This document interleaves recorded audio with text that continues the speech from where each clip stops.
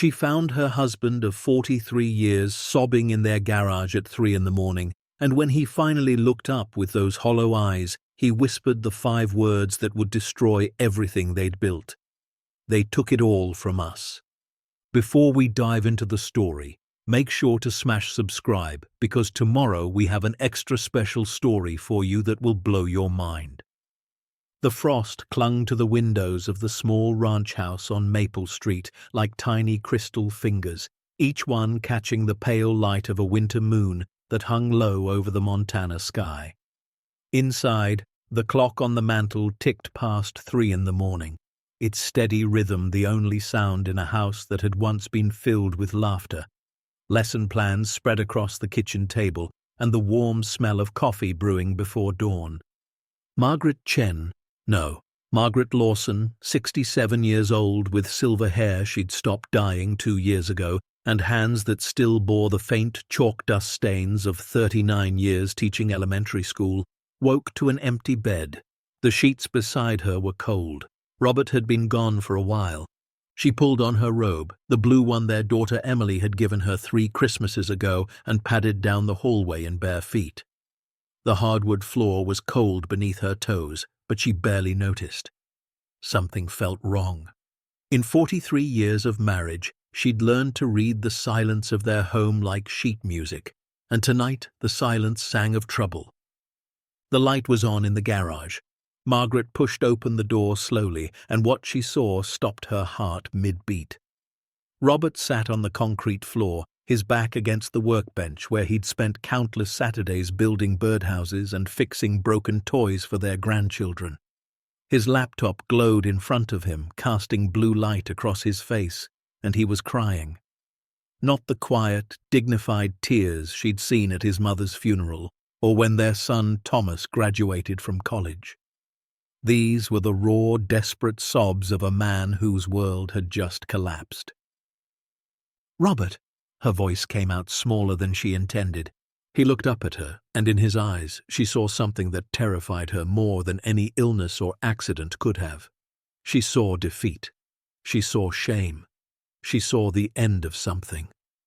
"They took it all from us," he whispered, and those 6 words hung in the cold garage air like smoke from a fire that had already burned everything to ash. Margaret's knees went weak. She lowered herself onto the step beside the door, gripping the frame for support. "What do you mean, all of it?" Robert turned the laptop toward her with shaking hands. The screen showed their retirement account, the one they'd been building since 1986, the one that held $234,000 last month when Robert checked it. The number on the screen now read $0.00.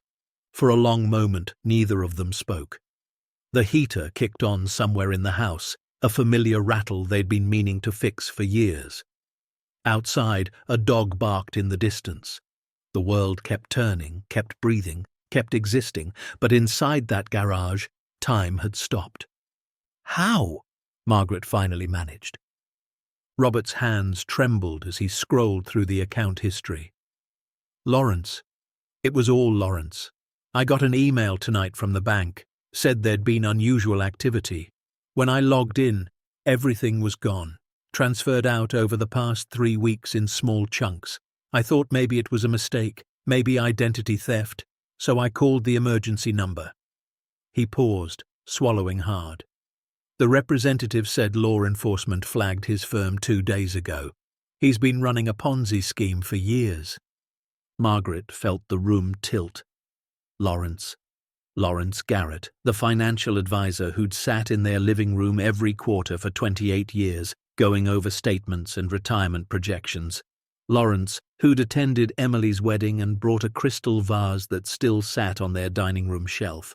Lawrence, who'd shaken Robert's hand at Thomas's high school graduation and said, "You folks are smart, trusting me with your future. I'll make sure you're taken care of." "No," Margaret heard herself say. "No. That's not possible. Lawrence wouldn't." "I drove by his office," Robert interrupted, his voice hollow. 40 minutes ago. It's empty, windows dark. There's a notice on the door from the Securities Commission. He's gone, Margaret, and he took everything." The words landed like stones in still water, rippling outward into every corner of their lives. $234,000. That wasn't just a number. That was Robert's teacher's pension he'd rolled over. That was Margaret's inheritance from her mother. That was the $27,000 they'd been saving for Thomas's daughter's college fund. That was their safety net, their retirement, their entire future compressed into ones and zeros that had simply vanished. Margaret stood up slowly, walked to where Robert sat, and lowered herself beside him on the cold concrete. She took his hand, the same hand that had held hers on their wedding day in 1981, the same hand that had gripped hers in the delivery room twice, the same hand that had never once let her down. "We'll figure this out," she said. But even as the words left her mouth, she felt the lie in them. Robert looked at her with eyes so full of pain it nearly broke her. "I convinced you to move everything over to him. 5 years ago, remember? You wanted to keep some in the bank, just regular savings, but I said Lawrence knew better. I trusted him." His voice cracked. "This is my fault." "No," Margaret said firmly, squeezing his hand harder. "We trusted him together." But even as she said it, she felt the weight of it settling into her bones. They were 67 and 71 years old. They had $342 in their checking account. Their mortgage was paid off, thank God, but there were property taxes, utilities, food, medication. Margaret's blood pressure pills cost $218 a month without insurance. Robert's cholesterol medication was another $160. They'd been planning to enroll in a supplemental Medicare plan this month. How were they going to survive? The next morning came too quickly, and not quickly enough. Margaret hadn't slept. She'd sat at the kitchen table as dawn broke, staring at a mug of coffee that had gone cold hours ago, watching the numbers in her head spin like a wheel that would never stop. Robert had finally fallen into an exhausted sleep on the couch around 5, his face drawn and grey even in rest. By 8:30, their phone started ringing. First it was the bank calling to verify the suspicious transfers. Then it was their daughter Emily, who'd seen something on the local news about Lawrence's firm being investigated.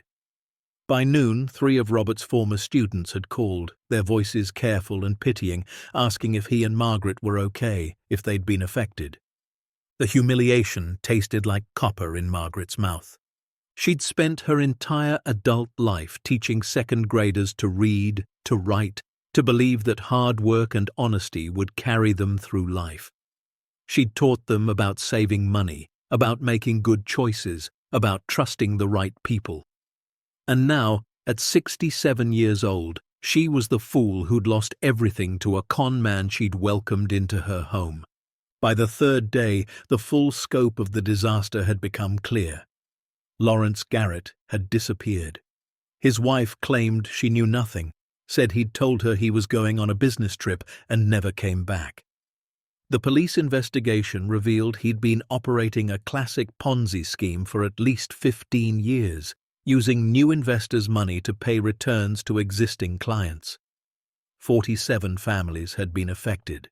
Some had lost more than Margaret and Robert. Some had lost less.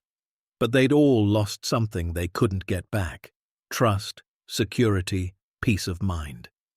The local paper ran a story. Margaret stopped going to the grocery store because she couldn't bear the looks, the whispers, the well-meaning neighbors who'd touch her arm and say, "I'm so sorry," in voices heavy with pity that felt worse than the loss itself. Robert stopped answering the phone altogether. He'd sit in his study, staring at the bookshelves lined with teaching texts and old lesson plans, his hands folded in his lap like a child waiting for punishment. Once, Margaret found him crying again, and when she asked what was wrong, he'd said, "I taught economics for 32 years. I taught kids about compound interest and financial responsibility, and I couldn't even protect us." The shame was eating him alive. By the end of the first week, Emily and Thomas had both offered to help. Emily, 34 and working as a pediatric nurse in Billings, said she could send $500 a month. Thomas, 38, and teaching high school English in Missoula while his wife worked part-time and they raised 3 kids, offered to take out a loan. Margaret had cried when she hung up the phone after talking to Emily.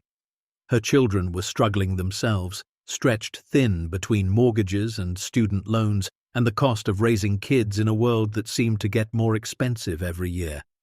The idea of taking money from them, of becoming a burden when she and Robert were supposed to be the ones helping, the ones with wisdom and stability to offer, it was unbearable. "We can't do that to them," Robert said that night, his voice rough from disuse. They were sitting in the living room, the television off, the house so quiet Margaret could hear her own heartbeat. "They have their own lives, their own problems. We're supposed to be the ones they can count on." "Then what do we do?" Margaret asked, and for the first time in their marriage, Robert had no answer. The letter from the bank arrived on a Tuesday morning, 2 weeks after the night in the garage. Property taxes were due in 60 days, $4,700. Without it, the county would begin foreclosure proceedings. Margaret held the paper in her hands, reading it 3 times, and felt something inside her shift. Not break. She'd already broken. This was something else. This was the moment when survival instinct kicked in, when the body decided it would keep moving even if the heart wanted to stop. "We need to leave," she said. Robert looked up from where he sat at the kitchen table, hands wrapped around a mug of coffee he hadn't touched. "What?" "We need to leave," Margaret repeated, her voice steady now, certain. "We can't stay here. We can't watch our grandchildren grow up knowing we're barely surviving. We can't take money from Emily and Thomas. We can't declare bankruptcy and spend the next 5 years rebuilding credit we won't even live long enough to use. We need to disappear." "Margaret, I mean it." She sat down across from him, reaching for his hands. "We liquidate everything we have left. We sell the furniture, the car, anything worth money. We find somewhere remote, somewhere cheap, somewhere we can survive on almost nothing. We cut ties with everyone so they can't find us, can't try to help us, can't feel obligated to carry us." Robert stared at her like she'd spoken in a foreign language. "You want us to just vanish, leave our children, our grandchildren?" "I want us to survive without destroying our family in the process," Margaret said, and her voice cracked on the last word. "Thomas's youngest just turned 6. Emily is trying to save for a house. They have their whole lives ahead of them, and we're not going to anchor them with our failure. We're not." The silence stretched between them, heavy and full of everything they weren't saying. Finally, Robert nodded, just once, and Margaret knew he understood. This wasn't giving up. This was protecting the people they loved the only way they had left. The research started that night. Margaret, who'd barely used a computer beyond email and basic word processing, taught herself to navigate property listing sites, bankruptcy auction pages, foreclosure databases. She searched for remote, for cheap, for forgotten. Robert sat beside her, making notes in a spiral notebook, his teacher's handwriting still neat despite the trembling in his hands. It took 4 days to find it, 73 acres in northwest Montana. 3 hours from any major town, accessible only by logging roads that weren't maintained in winter. The listing was buried so deep in the county auction site that Margaret almost missed it. The description was sparse. Stone cabin, circa 1920s, original logging camp structure, uninhabitable, no utilities, sold as is, minimum bid $800. Robert leaned closer to the screen, squinting at the grainy photograph. The cabin was barely visible through overgrown brush, its stone walls dark with age and weather, windows empty and black like hollow eyes. "I know this place," he said suddenly. Margaret turned to him. "What?" "My grandfather. He worked these forests in the 30s and 40s. He used to tell stories about the old logging camps, how they'd build these stone structures to last through harsh winters. This area, near the Clearwater Fork, I remember him talking about it." Robert's hand shook as he pointed at the screen. "He said it was some of the most remote country in the state, said a man could disappear up there and never be found. They looked at each other, and something unspoken passed between them. This wasn't just a property listing, this was a lifeline. The auction happened online. Margaret sat at the computer with their laptop balanced on her knees, Robert standing behind her with his hand on her shoulder, watching the timer count down. 3 other bidders were interested in the property. The price climbed slowly.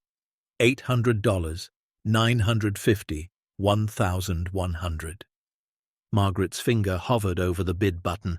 They had $1,847 left in their checking account after selling their car to a used dealership for $3,000 and their furniture to a local estate sale company for $2,200. If they went higher than $1,500, they wouldn't have enough left for supplies, for gas, for the basic necessities they'd need to survive even a few weeks. The timer hit 30 seconds. The current bid sat at $1,200. "Do it," Robert said softly. Margaret clicked. $1,500. 15 seconds. 10, 5. The screen refreshed. "Congratulations, you are the winning bidder." Margaret closed her eyes and felt Robert's hand tighten on her shoulder. They'd just bought their future for the price of a used lawnmower. The logistics of leaving were harder than the decision itself. They couldn't just disappear without a trace. People would look for them, call the police, assume something terrible had happened. So they crafted a lie. Robert called Emily first, then Thomas. His voice was steady, rehearsed. He told them he and Margaret needed some time away to process everything that had happened with Lawrence. They were going to stay with Robert's cousin in Wyoming for a few months, maybe longer. No, they didn't need help. Yes, they'd stay in touch. No, don't worry. Emily cried on the phone. Thomas asked 3 times if they were sure.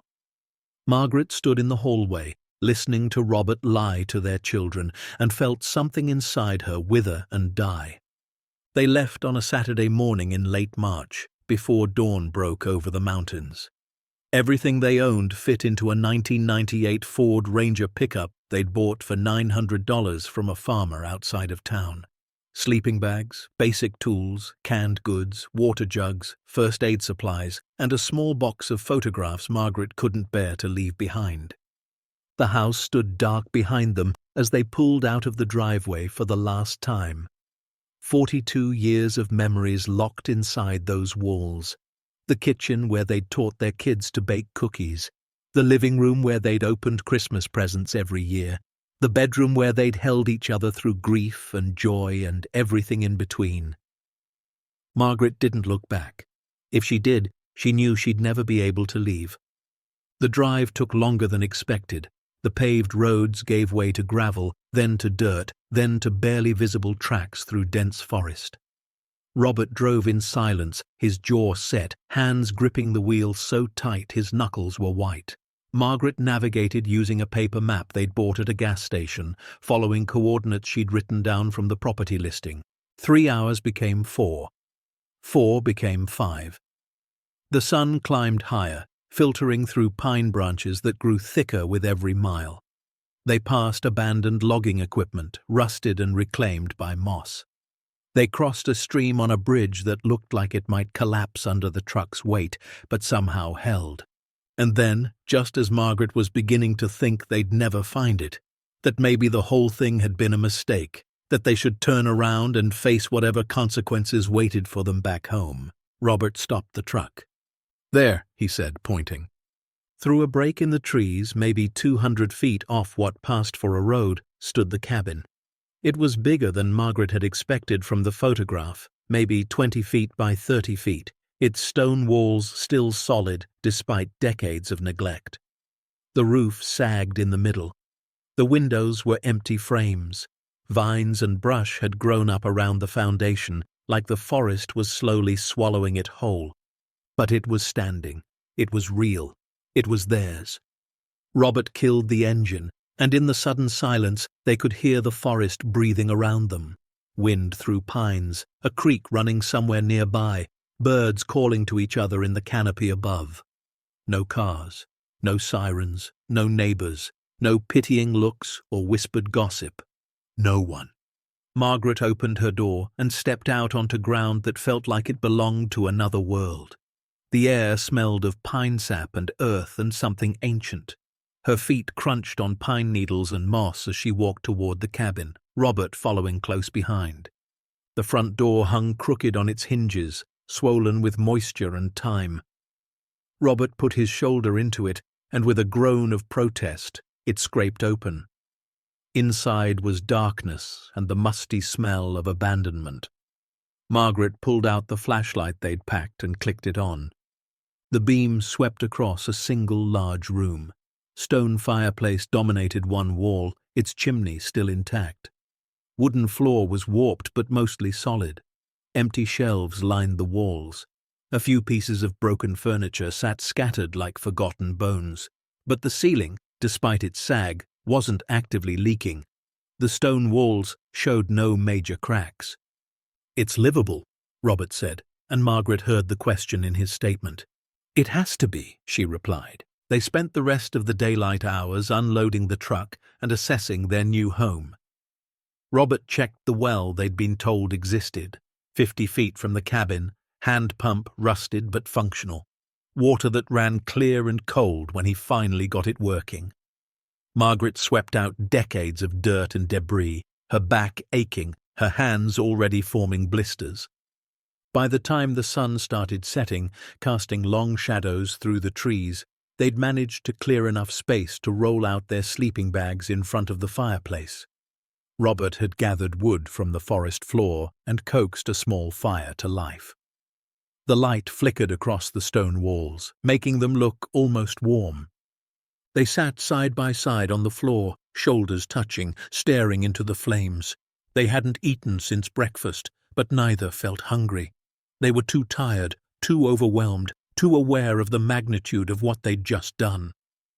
"We left everything," Margaret said finally, her voice barely above a whisper.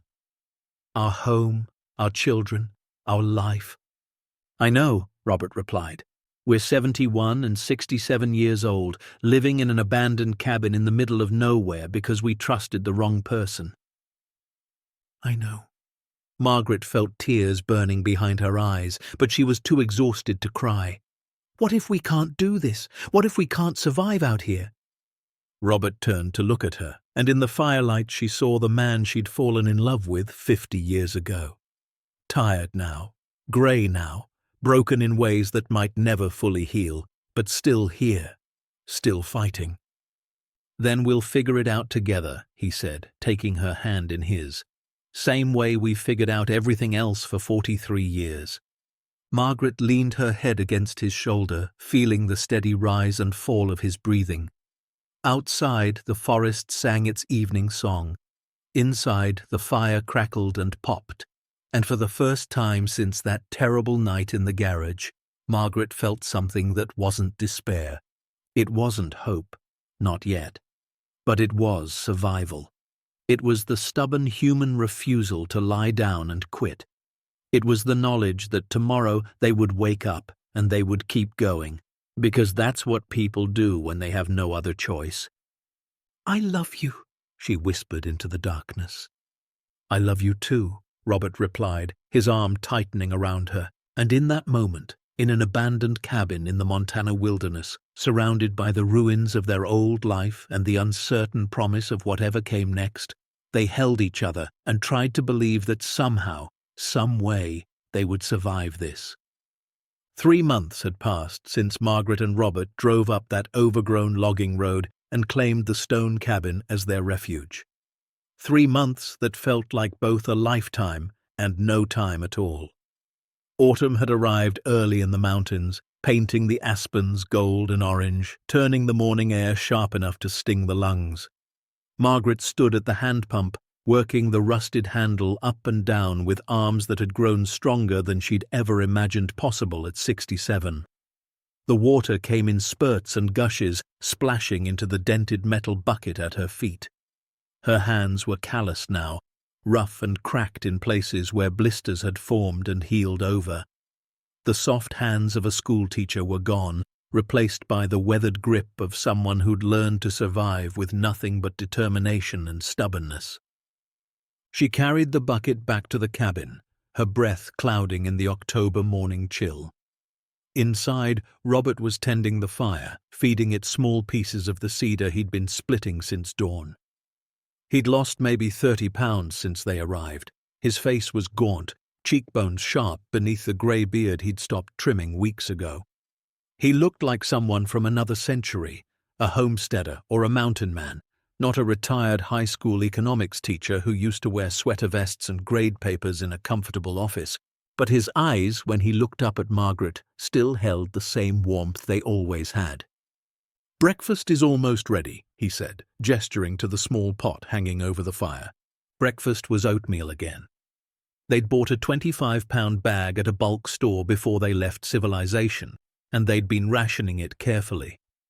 A cup of oats, some water, a handful of the wild blackberries Margaret had learned to identify and preserve. It wasn't much, but it kept them alive. They ate in silence, sitting on the 2 chairs Robert had managed to repair from the broken furniture they'd found in the cabin.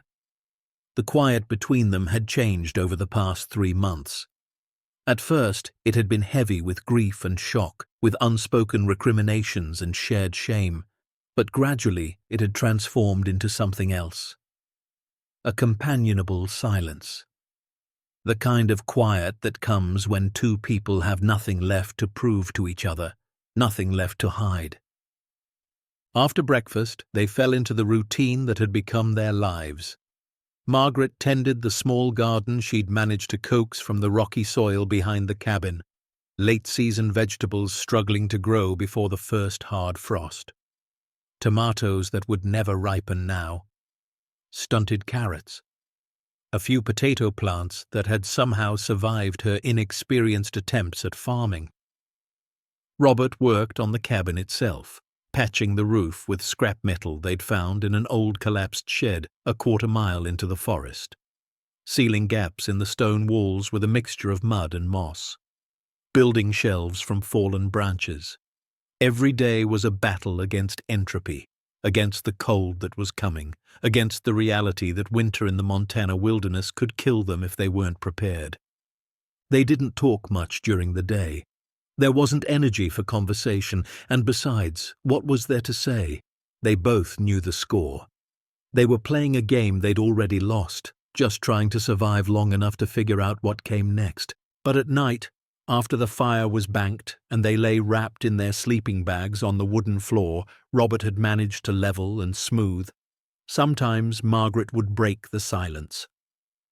"Do you remember the spring concert?" she'd ask. 1998, when Emily sang that solo and forgot the words halfway through? And Robert would chuckle softly in the darkness. She just started making up lyrics, something about flowers and sunshine that didn't rhyme at all. Everyone thought it was intentional. They gave her a standing ovation. She was so proud of herself afterward. They'd lie there, trading memories like precious currency. Thomas's high school graduation, when it rained so hard they had to move the ceremony inside and half the parents stood in the back because there weren't enough seats. The summer they drove to Yellowstone and their car broke down in Wyoming, and they had to sleep in a motel with questionable plumbing while waiting for parts. Margaret's mother's 70th birthday party, when she'd insisted on dancing to every single song despite her arthritis. The memories hurt, but they were also the only thing that made Margaret feel human. The only reminder that she'd had a life before this, that she'd been someone other than a desperate old woman hiding in the woods. The loneliness was the hardest part. They'd been isolated from society for 93 days, and Margaret had counted every single one. No phone calls, no emails, no news from the outside world. They had no idea if Lawrence had been caught, if the investigation was ongoing, if their children were looking for them, or had accepted the lie about staying with Robert's cousin in Wyoming.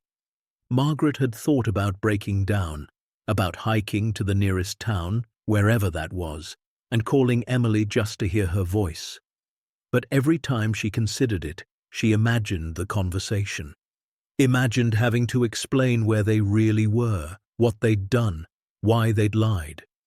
Imagined Emily insisting on helping, on sending money they didn't have, on making sacrifices for parents who should have known better. No, it was better this way. Cleaner. They'd made their choice, and they had to live with it. By mid-October, the first snow had dusted the higher elevations, and Robert had become obsessed with firewood. He spent entire days in the forest with the small hatchet they'd bought, cutting and hauling dead pine, stacking it against the cabin's north wall under a makeshift shelter he'd built from old tarps. Margaret helped when she could, but mostly she focused on preserving what food they had. She'd learned to smoke fish from the creek using a crude setup Robert had built. She'd learned to identify edible mushrooms from a tattered survival guide they'd found in a clearance bin before they left. She'd learned to stretch a can of beans across 3 meals and feel grateful for it. At night, she'd write in a spiral notebook by firelight. Not a diary exactly, but a record, a testament to what they'd endured. She documented their daily routine, their small victories, their failures. She wrote about the morning she'd successfully started a fire from damp kindling. About the day Robert fell while hauling wood and twisted his ankle so badly he couldn't walk for 3 days. About the afternoon she'd sat by the creek and cried for an hour because she'd seen a mother duck with her ducklings and thought about her grandchildren who were growing up without her. The writing helped. It made her feel less invisible, less erased. Even if no one ever read these words, at least they existed. At least someone had witnessed what they'd been through. On a Wednesday in late October, the storm hit. They'd seen it coming for 2 days, dark clouds piling up against the mountains like bruises on the sky. Robert had doubled down on securing the cabin, nailing boards across the broken windows, reinforcing the door, checking and rechecking the roof patches. But nothing could have prepared them for the ferocity of it. The wind arrived first, howling through the pines with a sound like freight trains colliding. Then came the snow, not falling so much as flying horizontal, thick and blinding. The temperature dropped 30 degrees in 2 hours. Margaret and Robert huddled by the fire, feeding it constantly, watching the flames dance and flicker as wind forced its way through every crack and seam in the stone walls. The cabin groaned around them, timbers creaking, the very bones of the structure protesting the assault. "We're going to be okay," Robert said, but Margaret heard the uncertainty in his voice. The storm lasted 5 days. 5 days of being trapped inside, rationing their food, burning through their carefully stockpiled wood faster than they'd planned. 5 days of listening to the wind scream and the snow pile higher and higher outside. 5 days of wondering if this was how it would end, if they'd come all this way just to freeze to death in an abandoned cabin. On the 3rd day, their water ran out. The pump outside was buried under 4 feet of snow, and the temperature had dropped so low that Robert couldn't risk going out even for the 30 seconds it would take to reach it. They melted snow in a pot over the fire, drinking the mineral-tasting water and trying not to think about what would happen if the firewood ran out before the storm did. On the 5th day, the wind finally died. The snow stopped falling. The world outside went silent and still, buried under white that looked almost peaceful if you didn't know it was a death sentence. Robert was the first to venture out, pushing against the door that had been sealed shut by snowdrift.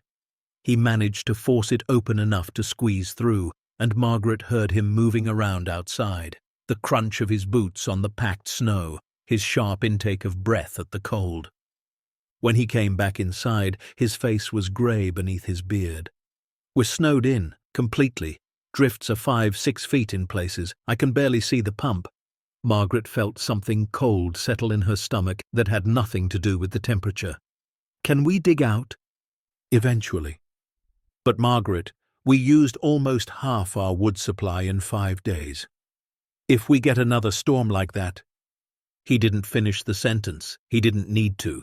They spent the next 2 days digging out, creating narrow trenches through the snow to reach the pump, to access their woodpile, to clear enough space around the cabin that they wouldn't be completely buried if it snowed again. It was exhausting work, Margaret's back ached constantly. Her fingers went numb inside the thin gloves they'd bought at a dollar store. But they kept digging because stopping meant dying.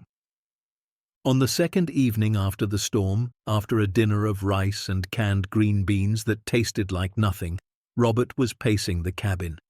He did that sometimes when the walls felt too close, when the isolation pressed in too tight.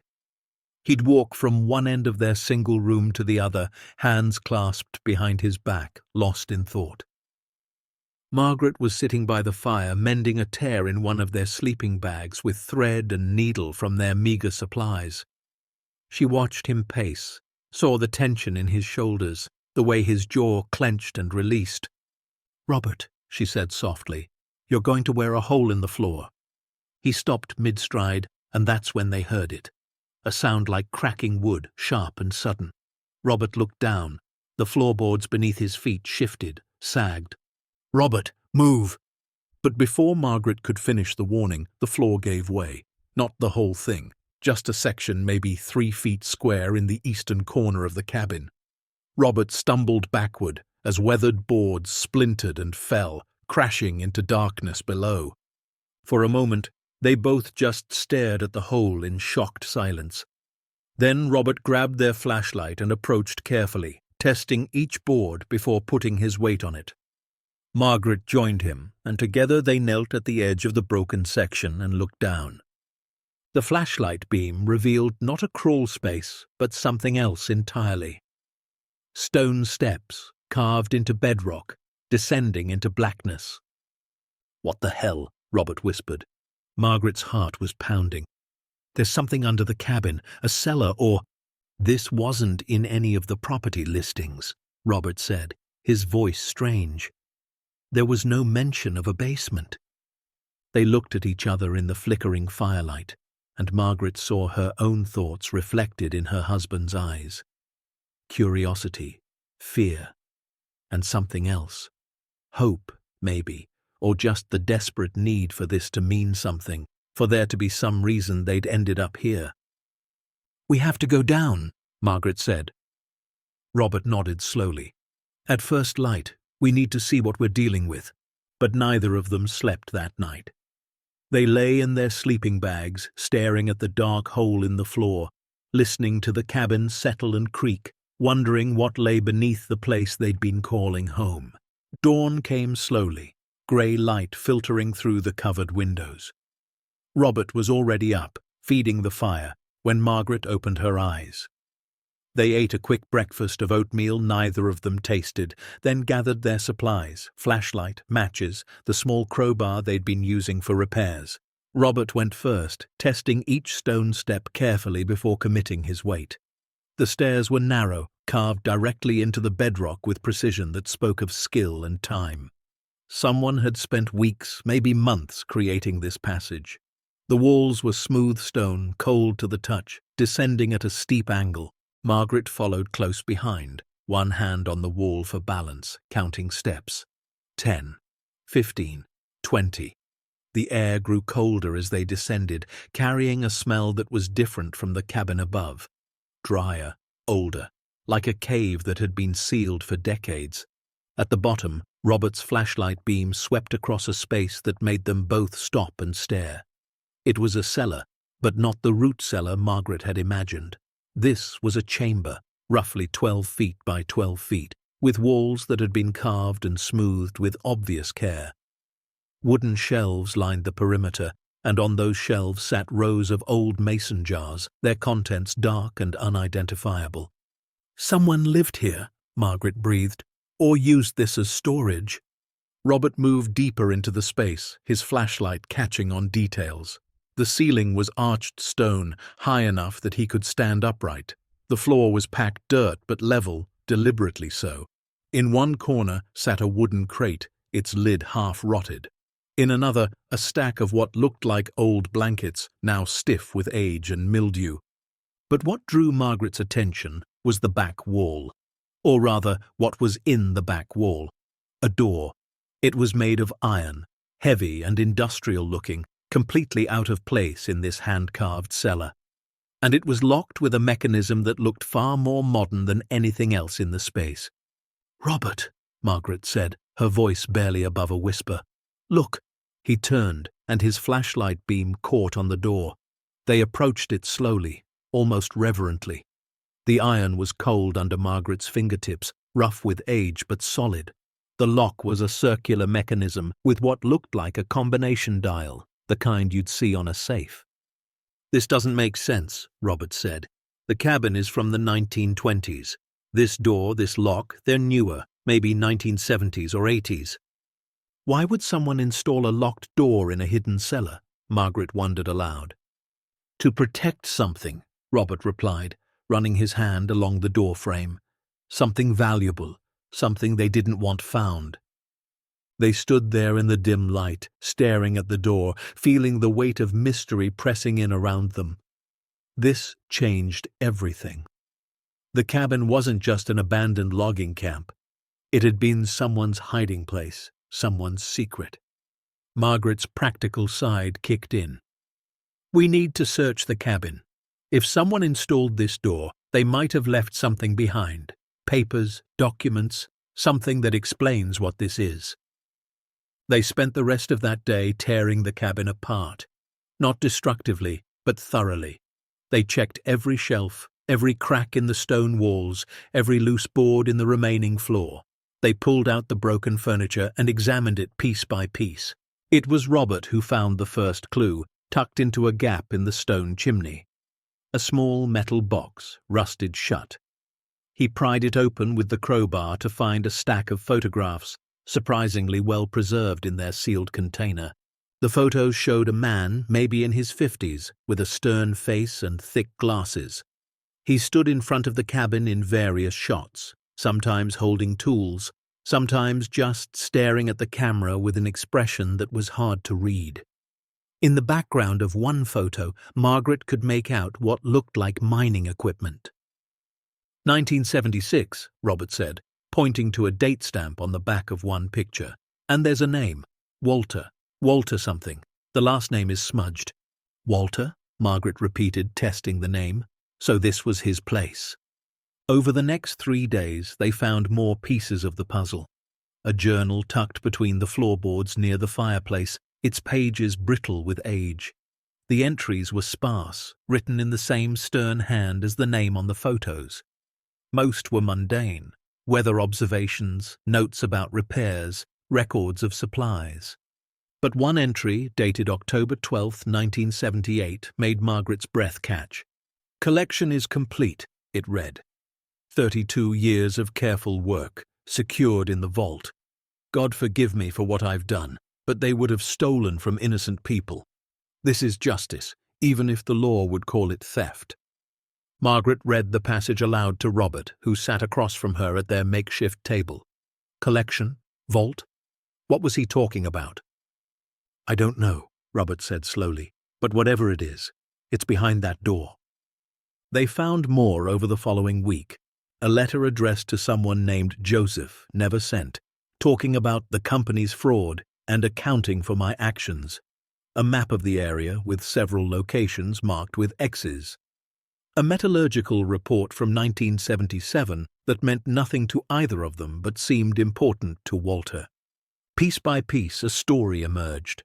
Walter had worked at a mining operation somewhere in the area.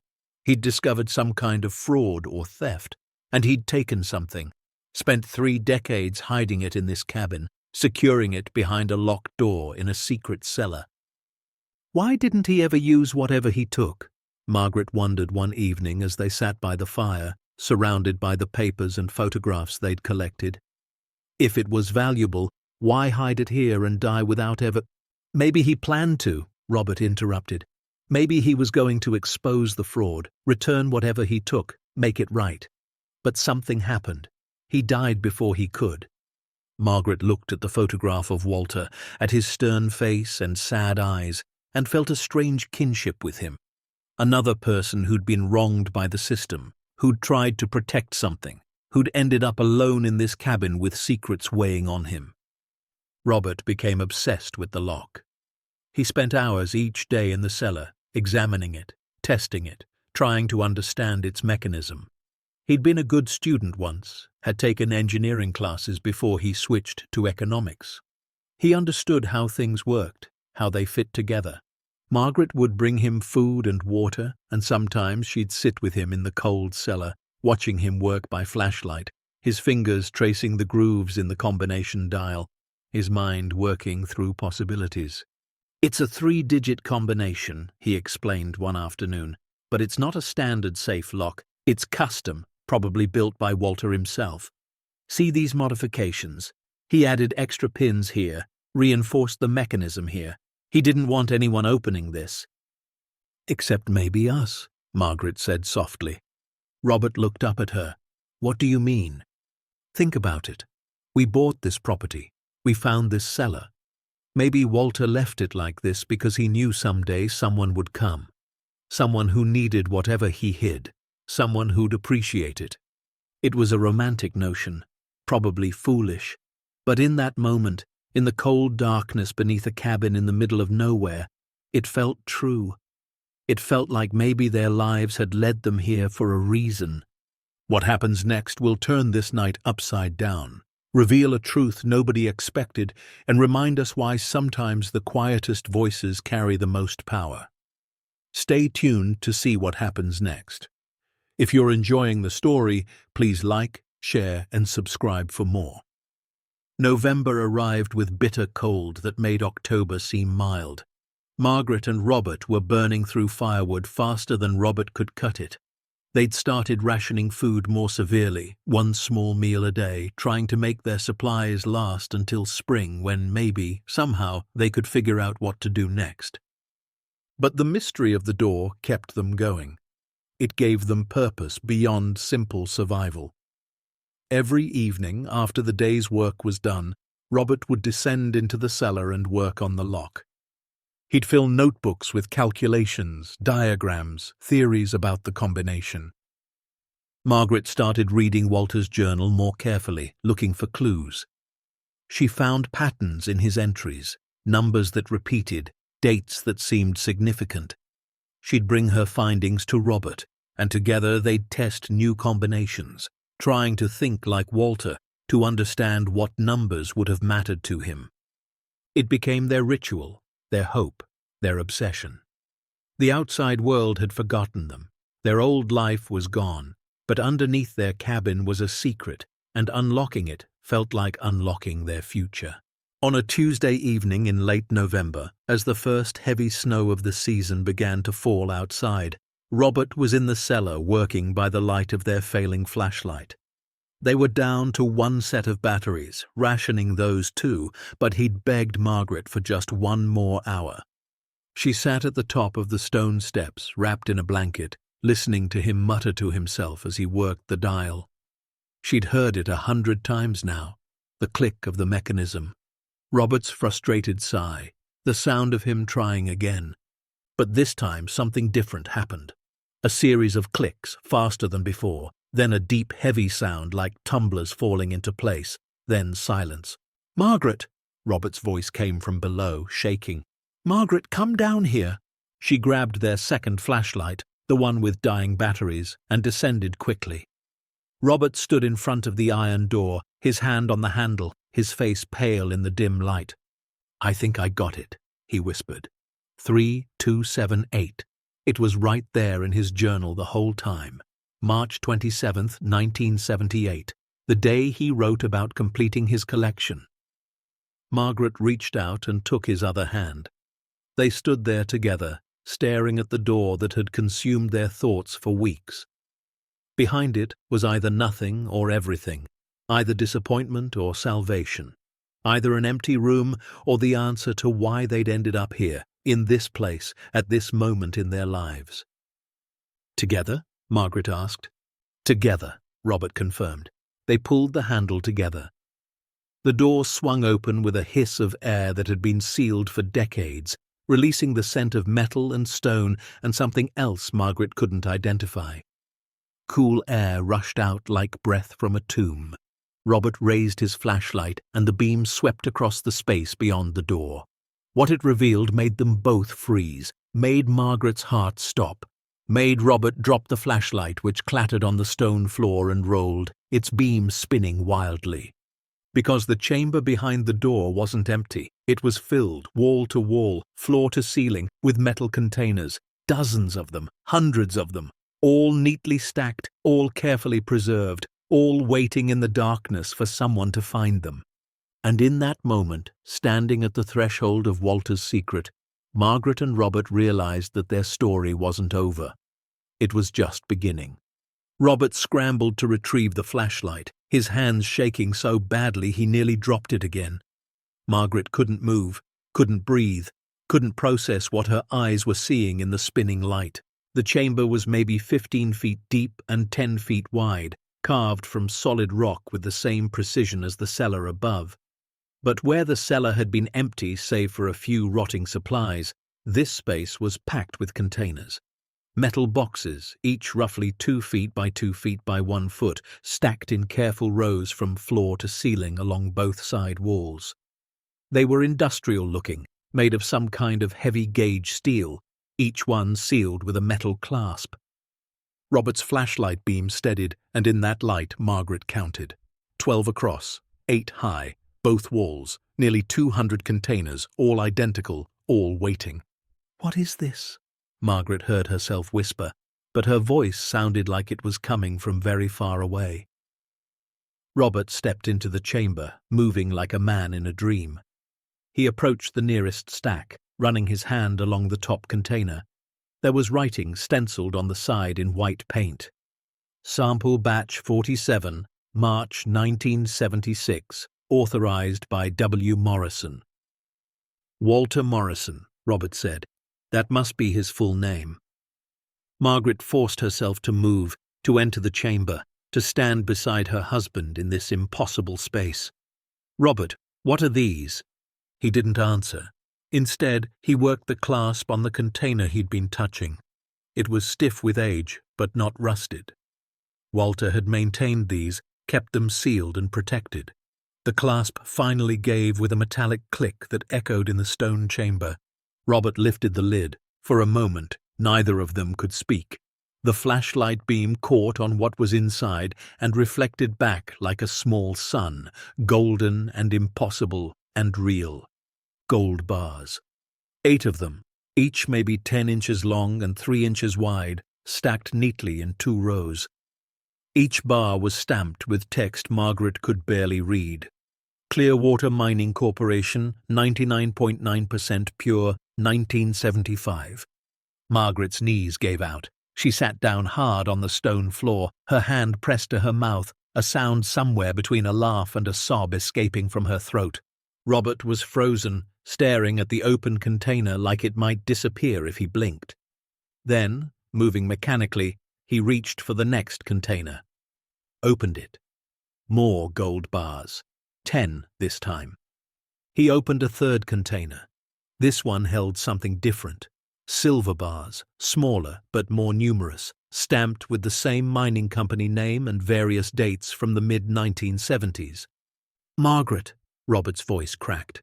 "Margaret, I think Walter stole from the mining company. For years, decades maybe, and he hid it all here."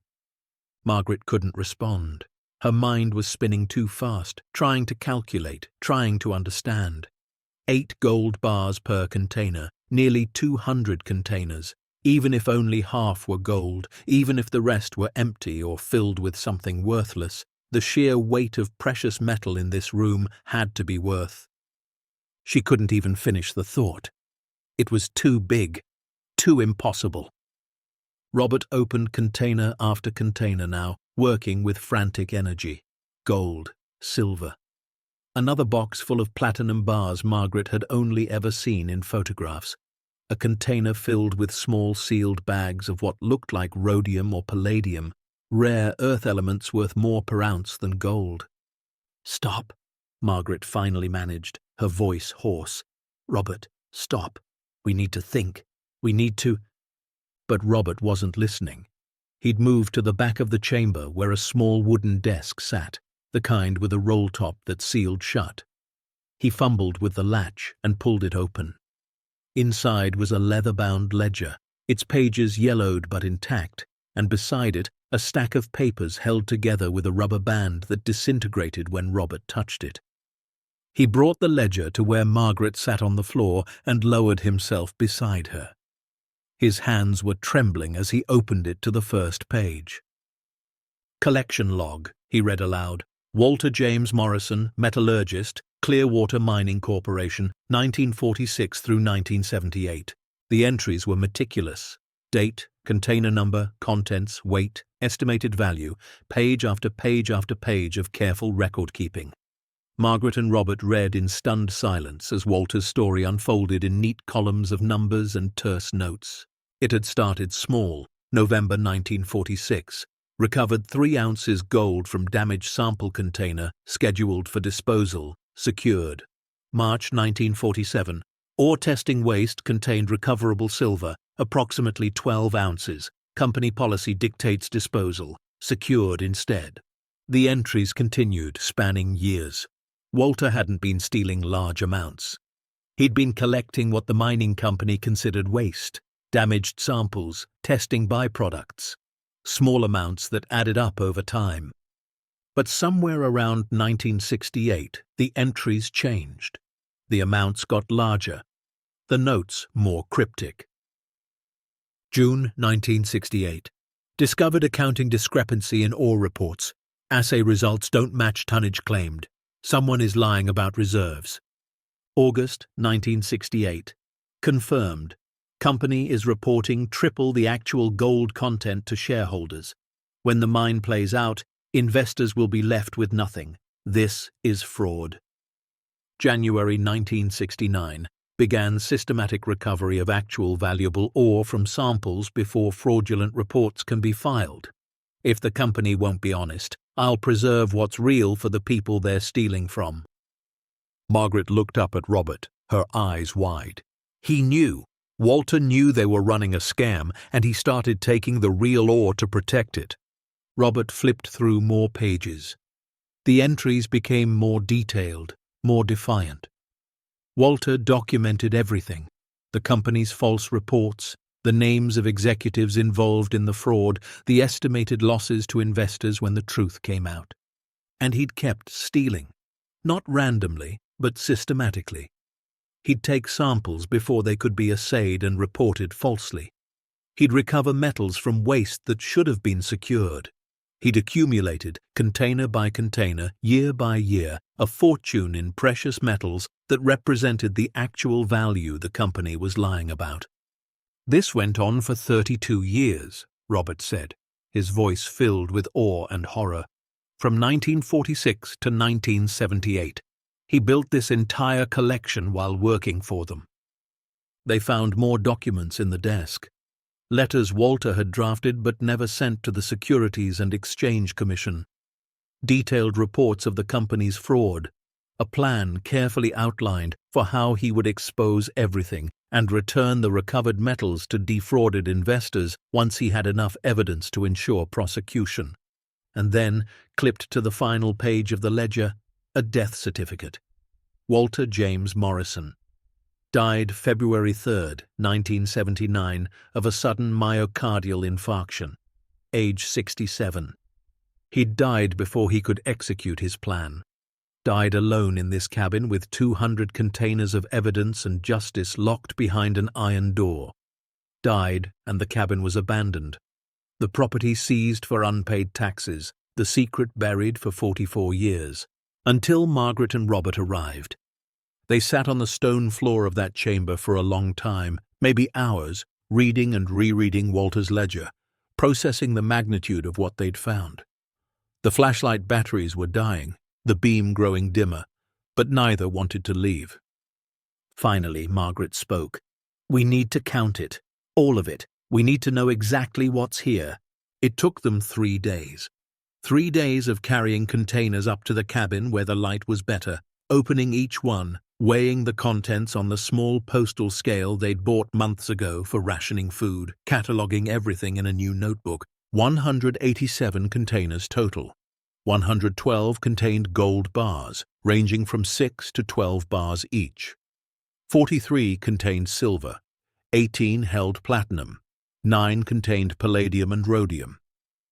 5 held rare earth elements Margaret couldn't even identify, but that Walter's notes said were valuable. They worked methodically, Margaret recording, Robert counting and weighing. They barely spoke except to call out numbers. They forgot to eat. They let the fire burn too low and huddled in blankets while they worked. By the end of the third day, Margaret sat staring at the final tally in her notebook, the numbers so large they didn't seem real. Total gold, approximately 4,200 ounces. At current market value, she'd seen it on a newspaper in the gas station months ago, $1,700 per ounce, roughly $7 million. Total silver, 16,000 ounces, maybe $450,000. Total platinum, 800 ounces, nearly $1 million. The other metals? Harder to calculate, but based on Walter's estimates in his ledger, another 2 to 3 million. Conservative total, somewhere between $12 and $15 million. But that was using market values from months ago, and Margaret knew precious metals prices fluctuated. It could be more, it could be less. But even at the lowest possible estimate, they were sitting in a cabin in the Montana wilderness with more wealth than they'd ever dreamed of, more than they'd lost to Lawrence, more than they'd earned in their entire working lives combined. Margaret set down the notebook and looked at Robert. He sat across from her, his face gaunt in the firelight, his eyes hollow with exhaustion and something else. Fear, maybe, or disbelief. "What do we do?" she asked. Robert didn't answer right away. He stood up slowly, walked to the window, stared out at the snow-covered forest. When he spoke, his voice was quiet. "We could take it. Pack up as much as we can carry, leave the rest for later trips. Find a dealer who doesn't ask questions. Sell it gradually. Move somewhere warm, buy a house, live comfortably for the rest of our lives." Margaret felt the temptation in his words, felt it in her own chest like a physical pull. They'd lost everything. They'd been betrayed, humiliated, forced to run and hide like criminals. Didn't they deserve this? Wasn't this the universe's way of balancing the scales? "But," Robert continued, still staring out the window, "we'd be thieves, just like Lawrence. Oh, we'd have reasons, justifications. We'd tell ourselves Walter meant for it to be found, that the company was corrupt anyway, that we needed it more than anyone. But at the end of the day, we'd be stealing." "Walter stole it first," Margaret said softly. Robert turned to face her. "No. Walter recovered what was being used in a fraud. He documented everything. He planned to return it to the people who'd been cheated. He was trying to do the right thing. And he died before he could." "So what?" Robert's voice rose slightly. "Does that mean we get to just take it, keep it? We spent our whole careers teaching kids about integrity, about honesty, about taking responsibility, and now we're going to throw all that away because we got screwed over." Margaret felt tears burning behind her eyes. "We lost everything, Robert. $234,000, our retirement, our dignity. We're living in a cabin with no heat, no electricity, rationing cans of beans. And you want to walk away from millions of dollars because of principle?" "Yes," Robert said simply, "because if we don't, then Lawrence wins. He doesn't just take our money, he takes who we are." The argument went on for hours, back and forth, Margaret playing devil's advocate, even though part of her agreed with Robert. They were teachers. They had values. But they were also human and desperate and tired of suffering for someone else's crimes. "What if there's another way?" Margaret finally said. It was past midnight and they were both exhausted, but sleep seemed impossible. "What if we could do both? Use some of it to survive, to live, but also finish what Walter started?" Robert sat down slowly. "What do you mean?" "I mean, what if we claimed this legally? The property is ours. We bought it. Anything on the property is technically ours too. We find out what happened to Clearwater Mining Corporation. If they're still around, if there's still liability, we figure out the legal status of this collection. And then, Margaret took a deep breath.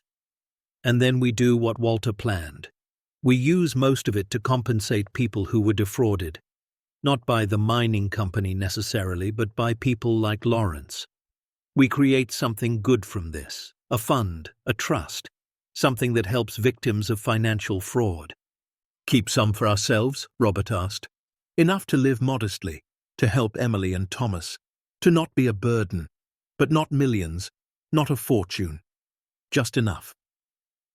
Robert was quiet for a long time. Then he nodded slowly. We'd need a lawyer, someone who specializes in found property, treasure law, that kind of thing. And we'd need to research the mining company, figure out if anyone still has a claim to this. And we'd have to come out of hiding, face the world again, tell Emily and Thomas the truth about where we've been. Margaret felt her chest tighten at the thought. 3 months of isolation, 3 months of letting their children think they were somewhere safe, somewhere normal. The conversation they'd have to have felt impossible. But so did everything else about their situation. One step at a time, she said. First, research. I'll hike to where I can get a cell signal, use the internet somehow, figure out what happened to Clearwater Mining. The nearest place with reliable cell service was 6 miles away by Margaret's estimate, a logging road intersection where she'd seen a cell tower on their drive-in months ago. It took her 4 hours to hike there through snow that came up to her knees in places. She was 67 years old and exhausted, and every muscle in her body screamed in protest. But when she crested the final ridge and saw that cell tower rising against the grey November sky, she felt something she hadn't felt in months. Hope.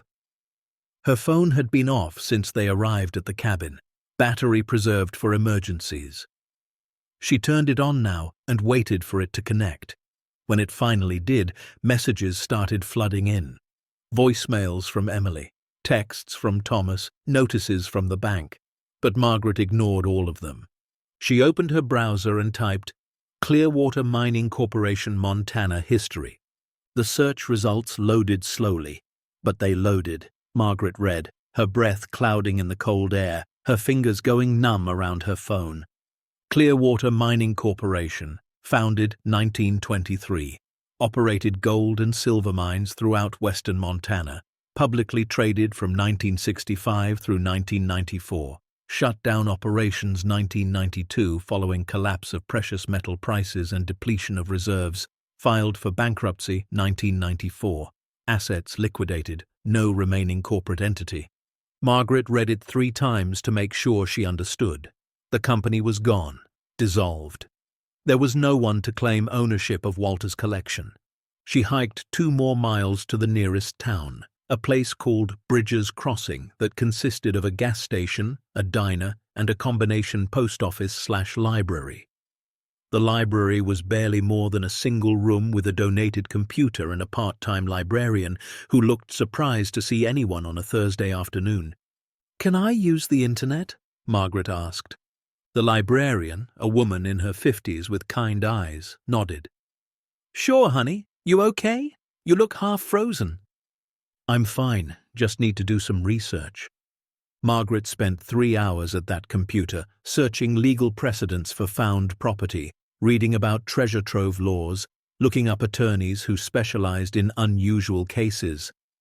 She took notes on scraps of paper the librarian provided, filling page after page with information. The law was complicated, but the basics were clear. If you owned property and found something on it, and the original owner couldn't be determined or no longer existed, the treasure generally belonged to the property owner. There were exceptions, complications, taxes to consider, but the fundamental principle was sound. Walter's collection, hidden on property Margaret and Robert now legally owned, with no surviving corporate entity to claim it, was theirs. The realization hit Margaret like a physical blow. They weren't thieves. They were legitimate owners of a found treasure. They could claim it legally, ethically, and do with it what they chose. By the time Margaret hiked back to the cabin, the sun was setting and her body was ready to collapse. but her mind was racing. Robert met her at the door, his face tight with worry. "I was about to come looking for you. It's been almost 9 hours. Margaret pushed past him into the cabin, went straight to the fire, and held out her numb hands to warm them. When feeling started returning to her fingers, she turned to Robert. "The company's gone. Bankrupt in '94. No remaining corporate structure. And the law says found property on your own land is yours if the original owner can't be identified or doesn't exist." Robert stared at her. "So it's ours, legally. If we claim it right, if we pay the taxes on it, if we do everything properly." Margaret pulled out her notes. "I found 3 attorneys who might help. All of them have experience with found treasure cases. We call them, explain the situation, figure out the next steps." "And then?" Margaret met his eyes. "And then we do what Walter wanted. We use this to help people, to make something good come from all this suffering." The next morning, Robert hiked to Bridges Crossing and used the payphone outside the gas station to call the first attorney on Margaret's list. Her name was Diana Ross, no relation to the singer, she made sure to clarify, and she specialized in found property law throughout the western states. Robert explained the situation as clearly as he could without giving too many details. An elderly couple bought property at auction, found a hidden cache of precious metals, wanted to claim it legally and use most of it for charitable purposes. Diana listened without interrupting. When Robert finished, she was quiet for a moment. Then she said, "I need to see documentation. Photos, the ledger you mentioned, property records, everything. Can you meet me in Helena?" Helena was 160 miles away. Robert and Margaret hadn't been to a real city in months. The thought of it terrified Margaret almost as much as the conversation they'd have to have with their children. But she nodded when Robert asked if she was ready. "Let's finish this." They prepared for 3 days, packed samples of the metals carefully wrapped in cloth, photocopied relevant pages from Walter's ledger using the machine at the library, gathered every document they'd found in the cabin. Margaret called Emily from the payphone in Bridges Crossing. The conversation was brief, painful. "We're okay. We need to come see you. There's something we need to explain. No, we weren't with Robert's cousin. We'll tell you everything, soon, I promise." Emily had cried, demanded to know where they really were, what they'd been doing, but Margaret had held firm. "Face to face. We'll explain face to face." The drive to Helena felt like stepping back into the world from another dimension. Buildings, traffic, people. Margaret and Robert sat in Robert's old pickup. They'd retrieved it from where they'd left it at the cabin, both of them silent, overwhelmed by civilization after months of isolation. Diana Ross's office was in a brick building downtown. She was younger than Margaret expected, maybe 45, with sharp eyes and an air of competence that was immediately reassuring. They spread everything out on her conference table. Photos of the containers, pages from the ledger, property records, their research on Clearwater mining. Diana examined each item carefully, asking questions, taking notes. After 2 hours, she sat back in her chair. "This is extraordinary and complicated, but legally I believe you have a valid claim. The property is yours. The company that originally owned these materials no longer exists. There's no heir or successor company with standing to claim them." "So we can keep it?" Robert asked. "You can, but there are significant tax implications. Found treasure is considered income. You'll owe federal and state taxes on the value, roughly 30 to 40%. Margaret felt her stomach drop.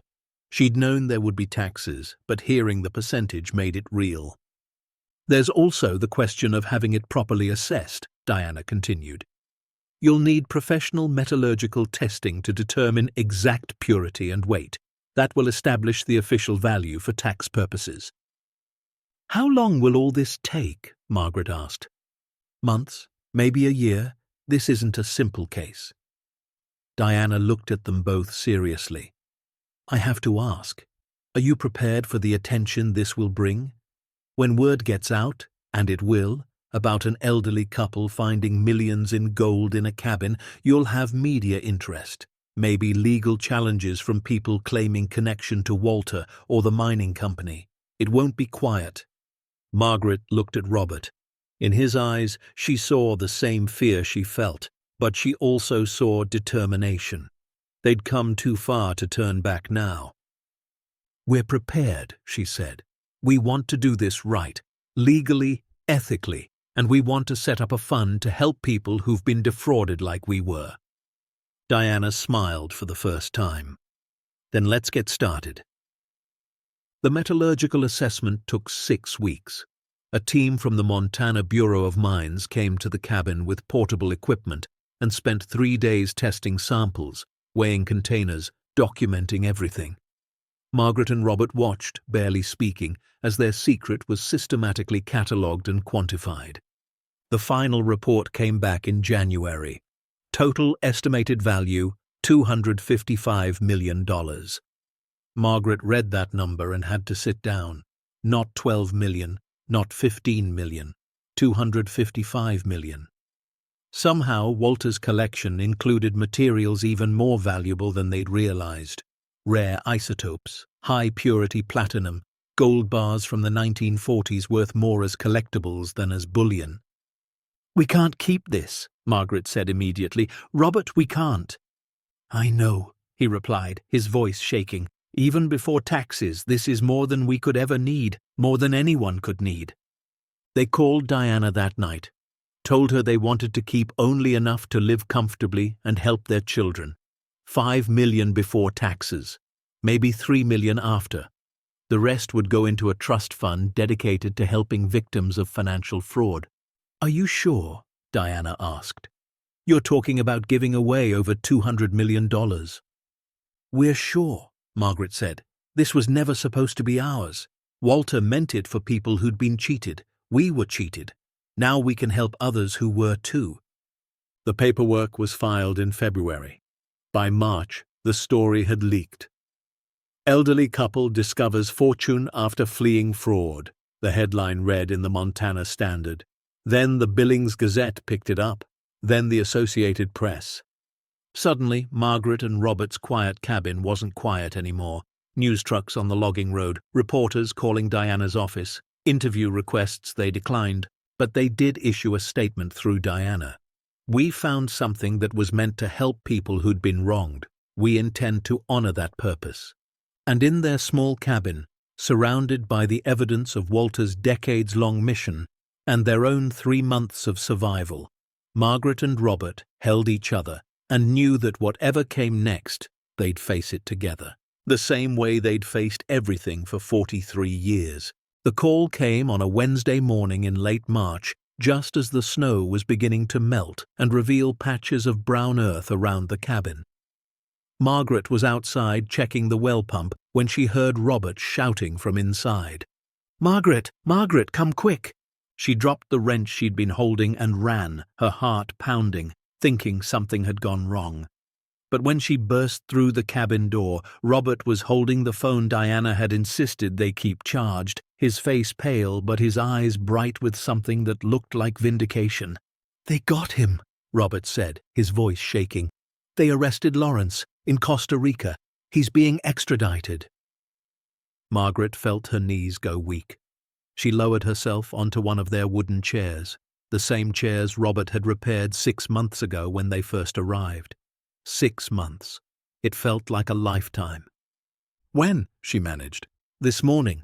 The FBI tracked him through bank transfers. Apparently, our case wasn't the only one.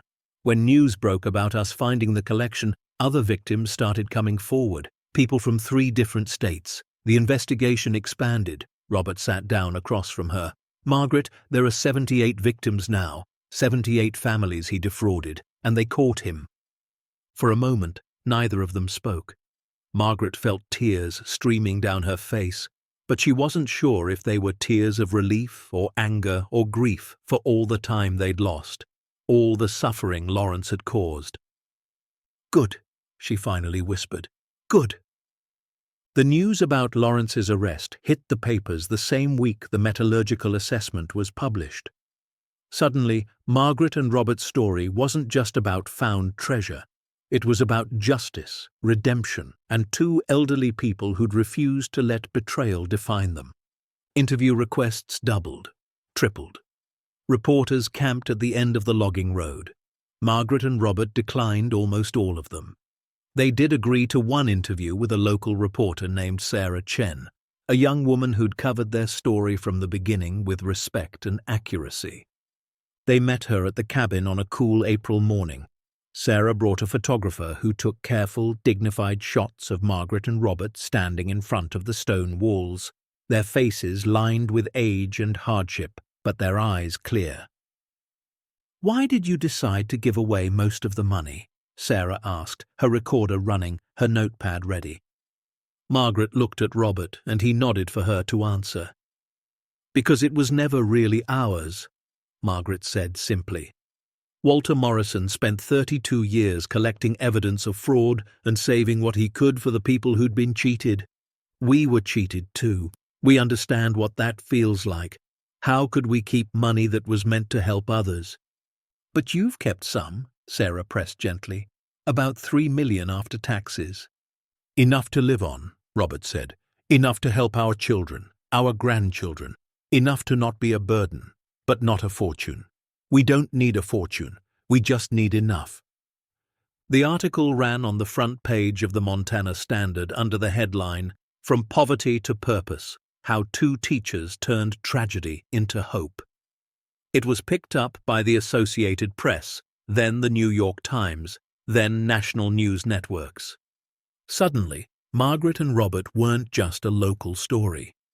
They were a national symbol of integrity in a world that seemed to have forgotten the meaning of the word. But the attention they cared about most came from two people they'd been dreading to face: Emily and Thomas. The reunion happened on a Saturday in mid-April. Diana had helped arrange it, suggesting neutral ground at her office in Helena rather than the cabin.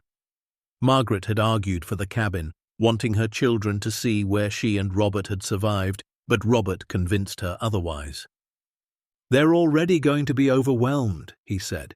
"Let's not add shock at our living conditions to everything else." So they drove to Helena, arriving an hour early, both of them too nervous to sit still. They waited in Diana's conference room, the same room where they'd first laid out Walter's collection, and watched the clock tick toward 10 a.m. Emily arrived first. She burst through the door like a storm, her nurse's scrub still on from her night shift, her face a mask of anger and relief and confusion. She stopped when she saw them, her hand flying to her mouth. "Oh my God," she breathed. "Mom? Dad?" Margaret stood up, her legs shaking, and Emily crossed the room in 3 strides and wrapped her arms around her mother so tightly Margaret couldn't breathe. She felt Emily shaking, felt her daughter's tears soaking into her shoulder. "Where were you?" Emily demanded, her voice muffled. "Where the hell were you? We didn't know." "I'm sorry," Margaret whispered, holding Emily just as tightly. "I'm so sorry, baby. We're here now. We're okay." Thomas arrived 15 minutes later with his wife, Jessica. He looked older than Margaret remembered, his face drawn and tired. When he saw his parents, he stopped in the doorway, his jaw clenched. "You lied to us," he said, and the hurt in his voice cut Margaret deeper than any anger could have. "For 6 months you lied." Robert stood up slowly. "We did, and we're sorry, but we need to explain why." What followed was the hardest conversation of Margaret's life.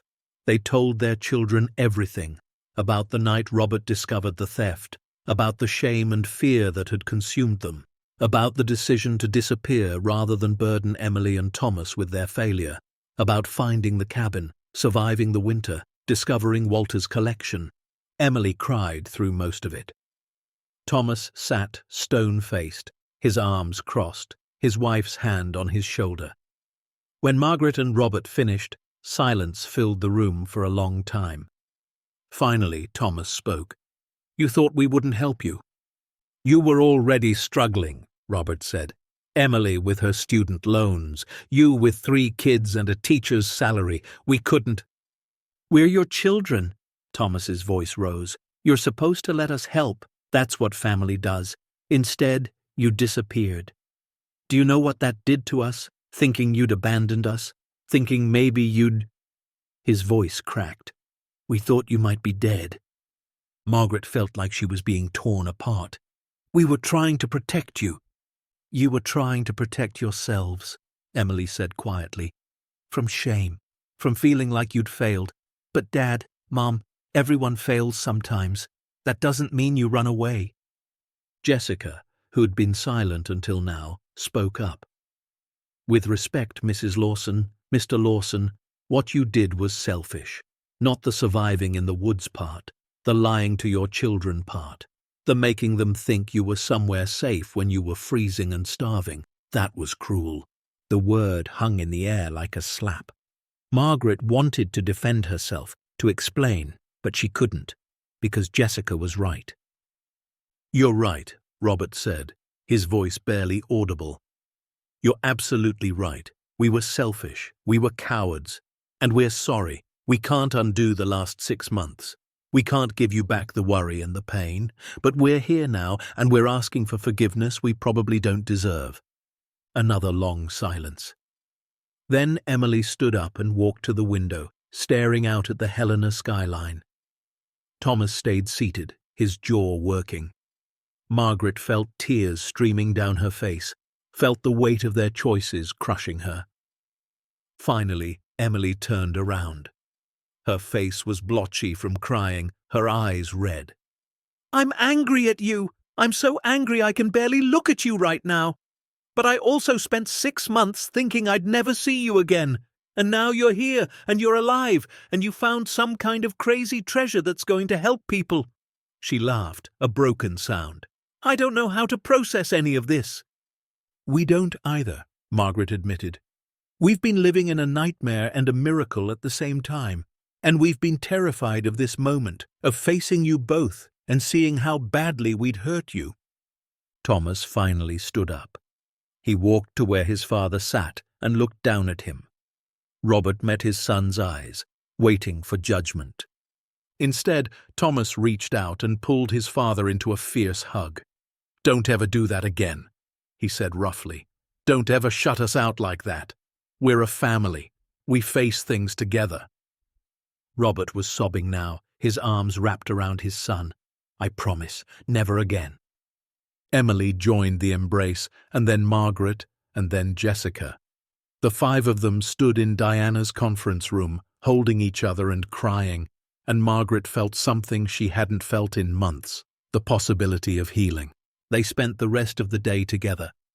Emily and Thomas insisted on seeing the cabin, so they all drove out together in 2 cars. Emily riding with her parents, Thomas and Jessica following behind. When they pulled up to the stone structure with its patched roof and covered windows, Emily gasped. You lived here all winter? We survived here, Margaret corrected. There's a difference. They gave their children the full tour, showed them the well, the garden plot, the cellar entrance, the locked vault that now stood empty, its contents secured in a bank vault in Helena.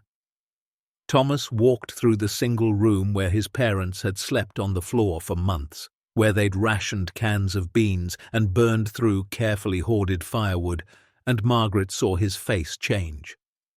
You really thought this was better than asking us for help, he said, but it wasn't a question. We thought this was better than destroying your future to fix our past, Robert replied. That evening, they built a fire in the stone fireplace and sat around it, Emily and Thomas's childhood filling the cabin with the kind of warmth no flame could provide. They talked about everything, about Lawrence's arrest, about the legal proceedings to come, about the fund Margaret and Robert wanted to establish. The Victor Fund, Margaret explained, named after Walter. Victor was his middle name according to his military records. He was trying to help victims, so it seemed fitting. How will it work? Jessica asked. She was an accountant, and Margaret could see her mind already working through logistics. We're still figuring that out with Diana and a financial advisor, Robert said. But the basic idea is to create an endowment that helps people who've been victims of financial fraud. Not just Ponzi schemes, but any kind of fraud that destroys someone's life savings. We'll fund their legal representation, help them recover what they can, provide financial counseling, maybe even direct compensation in some cases. Starting with Lawrence's victims, Emily said. Starting with them, Margaret confirmed. 47 families in our town, 31 more from the expanded investigation, 78 families total. We're going to make sure every single one of them is compensated for what Lawrence stole. Thomas leaned forward. How much are you giving away? After taxes, and after we keep enough to live on, about $237 million. The number still sounded impossible when Margaret said it out loud. Emily and Thomas just stared at their parents. That's insane, Emily finally said. That's the most insane thing I've ever heard. Or the most right thing, Thomas countered quietly. Mum, Dad, you could keep that money, buy a mansion, travel the world, set up trust funds for your grandkids that would last generations. We know, Margaret said, and there's a part of me that's tempted. But Robert and we've spent 6 months with nothing. And we learned something. We don't need much to be happy. We need each other. We need family. We need purpose. But we don't need millions of dollars. Besides, Robert added, Walter didn't save all this for us to become rich. He saved it to expose fraud and help victims. We're just finishing what he started. They talked late into the night, the fire burning low, the cabin filled with their voices. And slowly, Margaret felt the distance between her and her children beginning to close. It would take time to fully heal the wounds of 6 months of lies and fear. But they were together now. They were talking. And that was a start. The legal proceedings for Lawrence's case began in June. Margaret and Robert were called to testify in federal court in Billings. They sat in the witness box, one after the other, and told their story to a courtroom full of people. Margaret described the night Robert found the account empty, the shame and fear that followed, the decision to disappear. And then, looking directly at Lawrence where he sat at the defense table in an orange jumpsuit, she described what his betrayal had cost them. You didn't just take our money, she said, her voice steady despite her racing heart. You took our dignity, our sense of security, our trust in humanity. You forced us to run away from our own children because we were so ashamed. We spent months in a cabin with no heat, no electricity, rationing food, wondering if we'd survive. Not because of bad luck or a bad economy, because you chose to steal from people who trusted you. Lawrence didn't look at her, didn't react, just sat there with his expensive lawyer beside him, his face blank. Robert's testimony was shorter, but no less powerful. I taught economics for 32 years, he said. I taught students about compound interest, about saving, about making wise financial decisions, and then I put my trust in a man I thought was my friend, and he destroyed everything I'd built. The shame of that, of having been such a fool, almost killed me. Not physically, but in every other way. The trial lasted 3 weeks. 78 victims testified or submitted written statements. The evidence was overwhelming. Lawrence had been running his Ponzi scheme for at least 23 years, taking money from new investors to pay returns to old ones, skimming millions off the top for himself. When the verdict came back guilty on all counts, Margaret felt no satisfaction. Just exhaustion, and a quiet sense that maybe, finally, this chapter was closing. The judge sentenced Lawrence to 23 years in federal prison. He'd be 91 years old when he got out, if he lived that long. As they led him away, he finally looked at Margaret and Robert.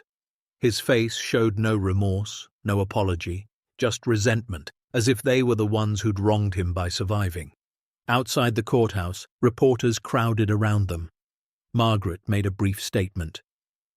Justice has been served, but our focus now isn't on punishment. It's on healing. Our fund will begin distributing compensation to victims next month. Everyone Lawrence hurt will be made whole. The first distribution from the Victor Fund happened on a Saturday in August at the community center in Margaret and Robert's old hometown. 78 families were invited. Margaret and Robert drove in from the cabin, both dressed in their best clothes, both nervous about facing people they'd once hidden from. The room was packed. People Margaret had known for 40 years. Former neighbors, parents of students she'd taught, Robert's old colleagues from the high school, all of them victims of Lawrence's fraud. All of them staring at Margaret and Robert with expressions ranging from gratitude to confusion to resentment. Diana stood at the front of the room and explained the fund's structure, how they'd calculated compensation based on what each family had lost, how they were adding 20% to account for lost growth and inflation, how every single victim present would receive a check today, with more to come as the fund's investments generated returns. Then Margaret stepped up to speak. She'd prepared remarks but abandoned them when she saw all those faces looking at her. Instead, she spoke from the heart. 6 months ago, Robert and I ran away, she said simply. We ran because we were ashamed, because we'd lost everything to Lawrence and couldn't bear to face you all. We thought hiding was easier than confronting our failure. She paused, her voice catching. We were wrong. Running solved nothing. It just made everything harder. She continued, telling them about the cabin, the survival, the discovery. She didn't sugarcoat their desperation, didn't make it sound noble or brave, just told the truth about 2 frightened old people who'd been lucky enough to stumble onto a miracle. We don't deserve credit for this, Margaret said. We were just the ones who found what Walter Morrison spent 32 years collecting. But we can choose what to do with it. And we choose to help you, all of you, because we know what it feels like to lose everything. And we know how much it matters to have someone say, I see your pain, and I'm going to help. One by one, Diana called names. One by one, families came forward to receive their checks. Some were crying, some were stoic.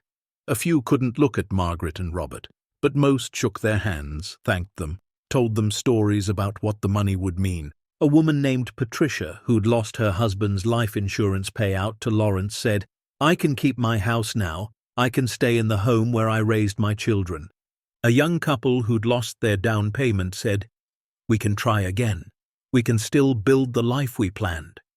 An elderly man who'd lost his entire pension said, I can afford my medication now. I can live with dignity.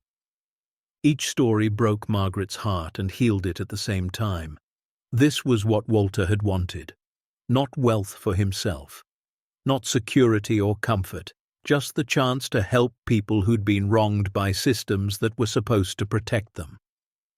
After the last check was distributed, after the last family had left, Margaret and Robert sat alone in the empty community center. They were exhausted, emotionally drained, but Margaret felt lighter than she had in a year. We did it, Robert said quietly. We actually did it. Walter did it, Margaret corrected. We just finished the job. Over the following months, the Victor Fund expanded beyond Lawrence's victims. They hired staff, established criteria for help, began accepting applications from fraud victims across the country. People who'd lost their homes to mortgage scams, elderly people swindled by fake investment advisors, families destroyed by identity theft and financial crime. The fund couldn't help everyone, couldn't undo every wrong, but they helped where they could, provided legal assistance, paid for financial counseling, and sometimes, when the case was severe enough and resources allowed, provided direct compensation. Margaret and Robert became the public face of the fund, though they deflected attention whenever possible. They gave talks at community centers and senior facilities about recognizing financial fraud. They lobbied for stronger consumer protections. They met with lawmakers about increasing penalties for financial crimes. But they never forgot where they'd come from. Once a month, they drove back to the cabin and spent a weekend there. Emily and Thomas joined them sometimes, bringing the grandchildren. The kids loved the adventure of it, sleeping bags by the fire, pumping water from the well, hiking through the forest. "Grandma," Emily's daughter asked one Saturday afternoon as Margaret showed her how to identify edible plants, "is it true you and Grandpa lived here with no electricity for 6 months?" "It is," Margaret confirmed. "Were you scared?" Margaret thought about the question carefully. "Yes," she admitted. "I was terrified, but I was also determined, and I had Grandpa with me, and that made all the difference." The cabin itself became something unexpected. A therapist who'd worked with fraud victims suggested it could serve as a retreat center, a place where people dealing with the trauma of financial betrayal could come to process their experiences in an environment that represented survival and hope. Margaret loved the idea. They worked with contractors to make the cabin more comfortable while maintaining its essential character. Added a small generator for basic electricity, installed a wood stove for more efficient heating, built 2 small bunkhouses nearby for guests, but kept the stone walls, the hand pump well, the rough-hewn floors that Robert had leveled with his own hands. By the following spring, the retreat center was operational. Groups of fraud victims would come for weekend workshops. Financial experts and trauma counselors led sessions. But the real healing, Margaret observed, came from people sharing their stories with others who understood. From realizing they weren't alone in their shame and anger and fear. One woman, a corporate executive who'd lost everything to an investment fraud, told Margaret, "I thought I was smart enough to avoid this. I have an MBA. I've managed millions, and I still got conned. The shame almost destroyed me. But being here, seeing what you survived, hearing other people's stories, it helps me forgive myself." That was what the cabin had become. Not just a place of survival, but a place of forgiveness, of second chances, of healing. Margaret turned 69 that December. Robert was 73. They'd been through hell and back, lost everything, and found more than they'd ever imagined. They lived in a modest house in Helena now, close to Diana's office and the fund's headquarters. They saw Emily and Thomas regularly, watched their grandchildren grow. But once a month, they returned to the cabin. To the place where they'd hidden and survived and discovered that sometimes the worst moments of your life can lead to the most meaningful. One evening, sitting by the fire in the cabin with Robert beside her, Margaret pulled out the old notebook she'd kept during those first desperate months. She read through her entries, remembering the fear and cold and hunger, remembering the morning she'd counted their remaining cans of food and wondered if they'd make it to spring. "We were so lost," she said softly. Robert took her hand. "We were, but we found our way. Did we? Or did Walter find it for us? Does it matter?" Robert squeezed her hand. "We're here now. We made choices. We could have kept the money and no one would have blamed us. But we didn't. We honored Walter's purpose. We helped people. That was us, Margaret. Not luck, not fate, us." Margaret leaned her head on his shoulder, feeling the steady rise and fall of his breathing. Outside, snow was falling again, soft and quiet. But inside, the fire burned warm, and they were safe. The anniversary of their arrival at the cabin came on a cold March morning. Exactly 2 years since they'd driven up that logging road, desperate and terrified, with nothing but a broken-down truck and shattered dreams. Margaret stood in the same spot where she'd first seen the stone structure and marveled at how different everything looked. The cabin was maintained now, loved, useful. The forest around it felt less threatening and more protective, and she herself felt transformed in ways she couldn't quite articulate. That afternoon they held a ceremony, invited everyone who'd been part of their journey. Diana the lawyer, Sarah the reporter, representatives from the families they'd helped, Emily and Thomas with their children.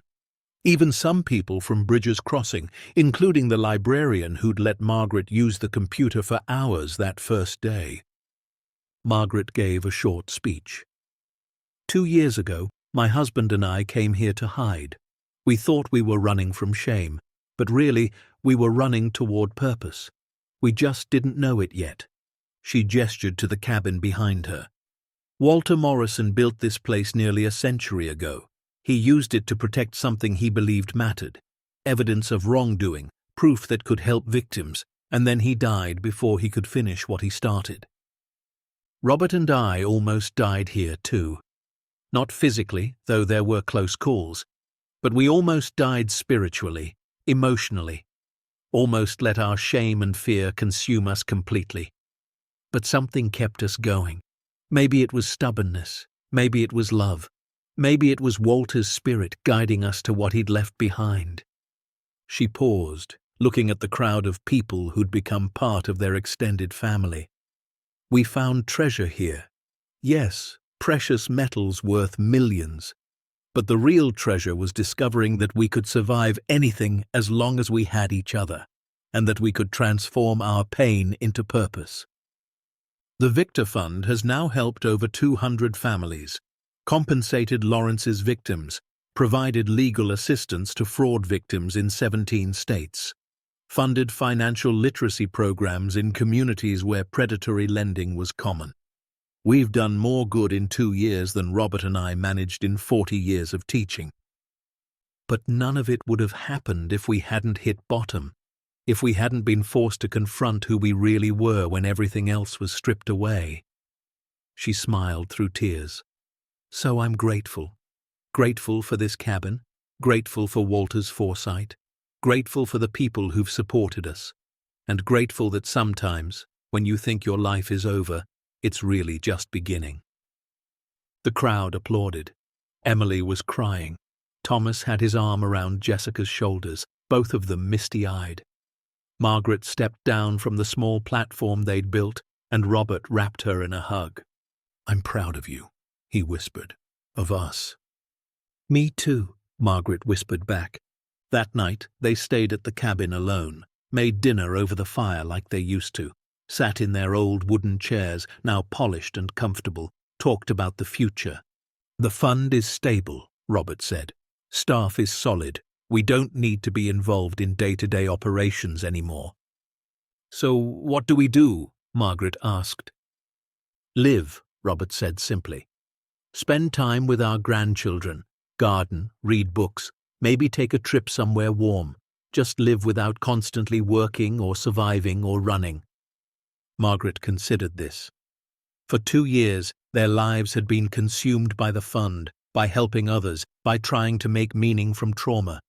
It had been necessary, healing. But Robert was right. Maybe now it was time to simply live. "I'd like to write about it," she said. "About Walter, about what we went through, not for fame or money, just so the story is preserved. So people understand that financial fraud isn't just about money. It's about dignity and trust and all the invisible things that make us human." "A book?" Robert asked.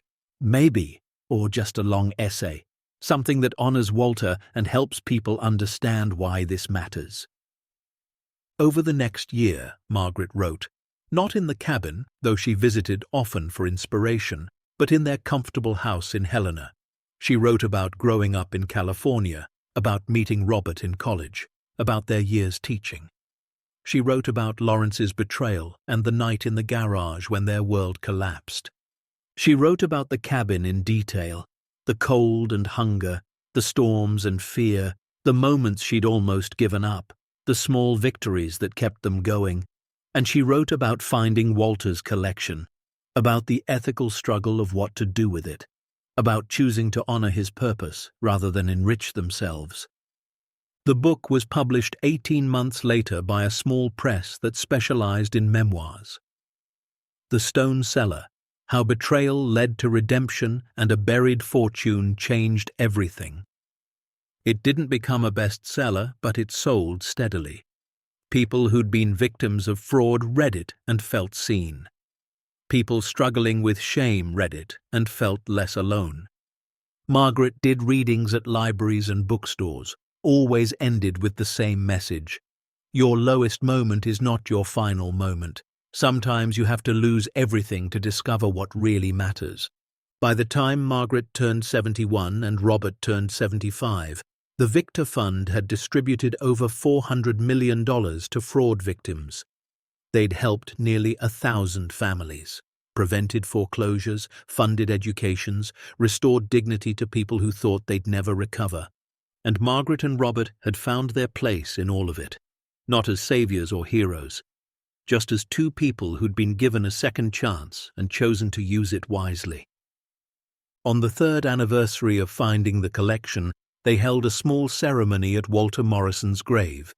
They'd located it in a cemetery outside Kalispell, a simple headstone that had been unvisited for decades. They brought flowers, stood in the quiet morning light, and Margaret spoke to Walter like he was an old friend. "We finished your work," she said, "helped the people you were trying to help, exposed the fraud you documented, used your collection exactly as you intended. I hope you're at peace now. I hope you know it mattered. All of it mattered." Robert placed a photograph on the headstone. It showed the cabin, restored and beautiful, with the Victor Fund's logo carved into a wooden sign beside the door. "Your legacy is alive," Robert said, "and it will continue long after we're gone." They stood there for a while, two elderly people who'd survived the impossible, honoring a man who'd prepared the way for them decades before he'd even met them. Then they drove home, hands clasped between them, the Montana sky vast and blue above. Years passed, the fund grew. Margaret and Robert grew older but stayed active, engaged. They watched their grandchildren graduate high school, attended college orientations, babysat great-grandchildren, lived the quiet, meaningful life they'd almost lost. And once a month, they still returned to the cabin. It was a ritual now, sacred. They'd arrive Friday evening, build a fire, sleep in the comfortable beds they'd installed in the bunkhouse. Saturday morning, they'd walk the property, checking on things, remembering. On one of these visits, Margaret, now 76 and moving slower than she used to, stood at the well pump and looked out over the forest. Robert came up beside her, his beard now completely white, his movements careful. "Do you ever regret it?" he asked. "Giving away the money?" Margaret thought about the question seriously. They could have kept millions, lived in luxury, left their children wealthy beyond imagination. Instead, they lived comfortably but modestly, drove a 10-year-old car, cooked at home, clipped coupons, but they also slept peacefully, had relationships with their children that were honest and whole, received letters almost daily from people whose lives the fund had changed, knew that Walter's 32 years of work hadn't been wasted. "No," Margaret said firmly. "Not for a second, do you?" Robert smiled. "Not even close." They stood together in the spring sunlight, two people who'd lost everything and gained something better. Not wealth, not fame, but purpose, peace, the knowledge that when everything else was stripped away, they'd chosen correctly. Anyone can lose everything, but it takes real courage to rebuild with integrity and use your second chance to help others find theirs. As the sun sets over the Montana hills one last time in our story, Margaret and Robert sit on their porch with their grandchildren playing in the yard, no longer running from shame, but standing tall in purpose. The couple who once hid in a forest cabin to escape betrayal had become the guardians of hope for hundreds of families who thought they'd lost everything. Because the greatest treasure they found wasn't in that stone cellar. It was in discovering that even in our darkest moments we have the power to transform our pain into someone else's healing. The Victor Fund continues to operate today, helping fraud victims rebuild their lives. Margaret and Robert, now in their late 70s, serve on the board but have stepped back from daily operations. The cabin remains a retreat center, welcoming people who need to remember that survival is possible, that shame doesn't have to be permanent, that second chances exist for those brave enough to seize them. Walter Morrison's collection is gone, distributed across the country to help those in need. But his legacy lives on in every family that receives assistance, in every victim who finds hope, in every person who learns that sometimes the most valuable thing we can do with a windfall isn't to keep it, but to share it.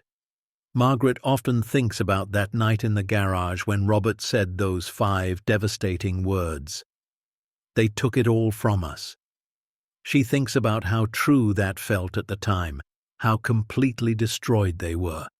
And she thinks about how wrong they were. Lawrence took their money. But he couldn't take their integrity, couldn't take their love for each other, couldn't take their ability to survive, to adapt, to find meaning in hardship.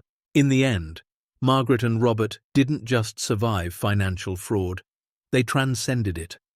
They took the worst thing that ever happened to them and transformed it into the best thing they ever did. Not through revenge or bitterness, but through choosing compassion over cynicism, generosity over greed, purpose over comfort. Their story isn't about finding treasure, it's about becoming treasure. About discovering that our greatest value isn't measured in dollars, but in our capacity to help others when we ourselves have been helped. It's about understanding that second chances aren't just about recovery, they're about responsibility.